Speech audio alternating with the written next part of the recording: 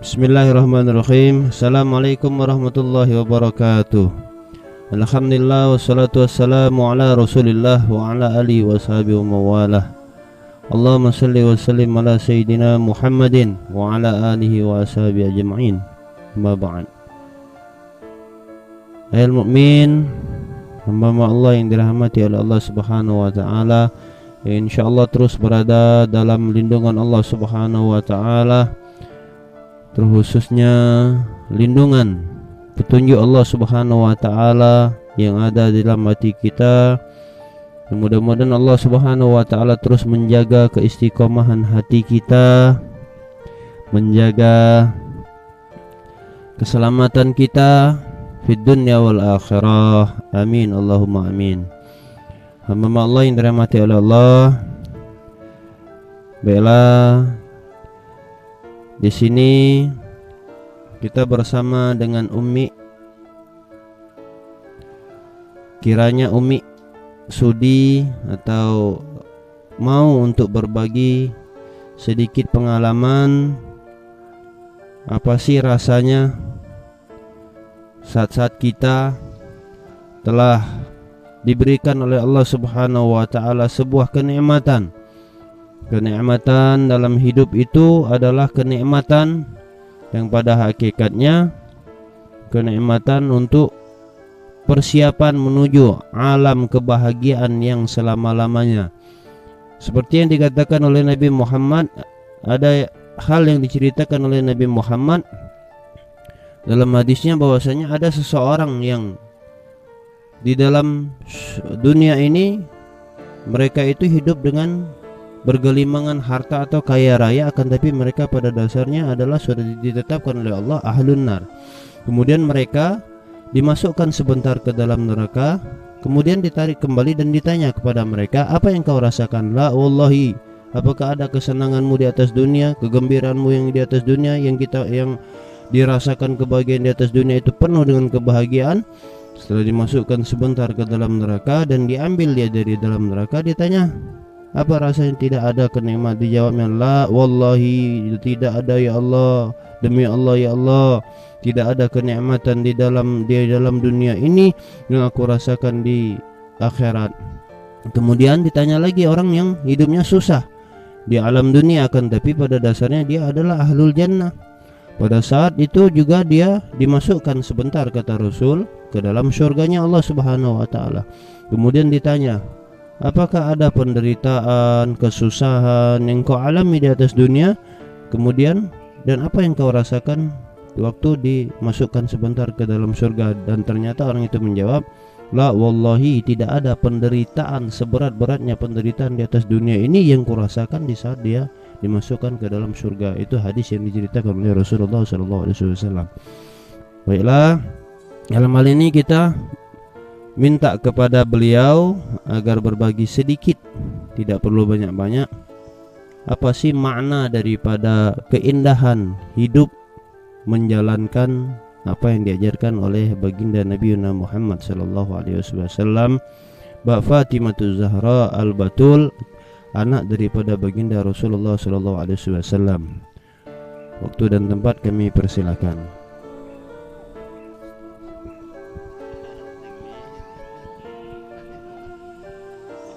Sama habis sama. Ada beg.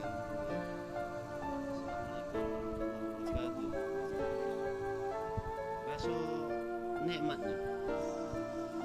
Kan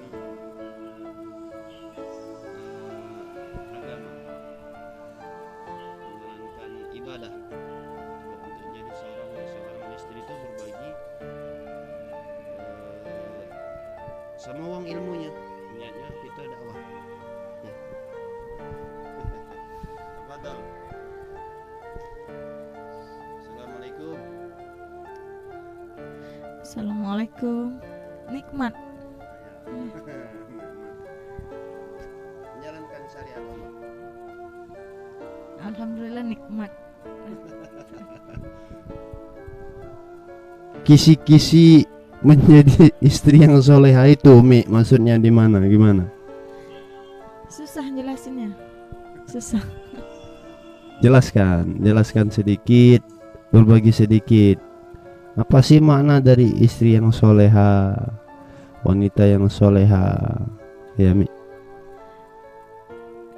Susah diungkapkan dengan kata-kata, bingung man. Ya. Repot Umi nih. Ya, beliau pernah cerita untuk menjadi istri yang soleha itu taat pada suami, kayak gitu aja lah katanya. Beliau juga pernah berkata bahwasanya untuk menjadi istri yang soleha itu nggak banyak. Apa yang diperintahkan oleh Rasul, apa Mi?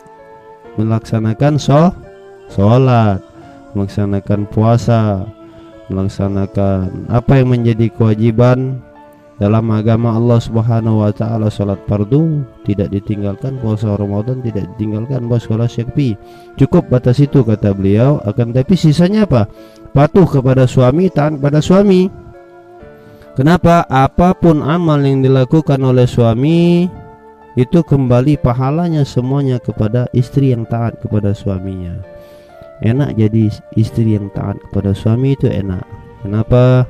Di balik beban, bukan beban, di balik kewajiban yang ia laksanakan untuk menjaga anak-anak daripada suaminya, menjaga harta daripada suaminya, dan menjaga akan dirinya, maka apapun kebaikan atau amalia yang dilakukan oleh suaminya itu akan kembali semua pahalanya kepada istrinya.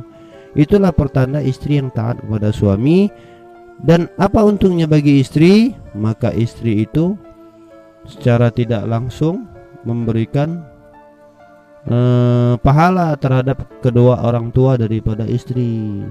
Jadi dia lakukan hal itu pada dasarnya bukan apa-apa, maksudnya secara tidak langsung juga sudah janji Allah dan Rasul. Itu juga bentuk daripada bakti dan abdinya kepada kedua orang tuanya, ayah dan ibunya. Menjadi istri yang soleha, jadi kebaikan yang dia lakukan terhadap suaminya, dia membantu suaminya, sehingga apa? Istri tadi secara tidak langsung berbakti kepada kedua orang tua. Itulah bagaimana cara berbakti bagaimana cara berbakti seorang istri kepada kedua orang tuanya. Berbaktilah dia kepada suami dengan sebaik-baik kebaktian. Naam kadalik Umi. Padahal ngomong sedikit. Iya. Jadi insyaallah hamba Allah yang dirahmati oleh Allah, terkhusus para muslimah, jangan takut, jangan khawatir. Apapun suami kita, siapapun suami kita, patuh ajalah kepada suami, kecuali dalam hal keburukan atau maksiat. Itu aja. Selagi suami membimbing kita untuk hal kebaikan, patuh, taati mereka, jangan sakiti mereka, buat bahagia hati mereka, buat senang hati mereka. Simple. Bagi seorang istri yang ingin berbakti kepada kedua orang tua, kewajiban utama kalau dia benar-benar sayang kepada kedua orang tuanya, abdi dan berbaktilah kalian, patuh dan taatlah kalian kepada suami kalian. Apalagi dia itu orang yang gemar melakukan ibadah atau gemar untuk taat kepada Allah dan taat kepada Rasulnya. Hakada hamba Allah yang dirahmati Allah oleh Allah Subhanahu wa ta'ala. Naam, mudah-mudahan para wanita kita, para istri kita menjadi istri yang soleh, menjadi istri yang soleha, menjadi istri yang dibanggakan oleh Rasulullah, menjadi istri yang dicintai oleh Fatimah Zahra Al-Batul, menjadi istri yang yang nanti di yaumul akhirah ikut berada di barisan Fatimah Zahra Al-Batul, yang insyaallah mereka menjadikan sabab untuk anak-anak kita menjadi anak yang soleh wa solehah. Naam Umi. Naam. Golil insyaallah manfaat. Mungkin ini saja yang dapat kami sampaikan, dan mudah-mudahan sangat bermanfaat bagi kita semua. Lebih dan kurang kami mohon maaf. Terus kami bermohon kepada saudara-saudara sekalian untuk mendoakan kami, dan kami berharap akan doa-doa antum agar kami terus istiqomah berada di jalannya Allah Subhanahu wa taala sampai akhir daripada nyawa kami. Amin. Begitu juga antum sekalian. Mudah-mudahan Allah ijabah doa-doa antum, dan mudah-mudahan Allah Subhanahu wa taala ijabah semuanya, dan Allah kabulkan semua hajat kita. Allah mudahkan segala urusan kita. Billahi taufiq wal hidayah. Wassalamualaikum warahmatullahi wabarakatuh.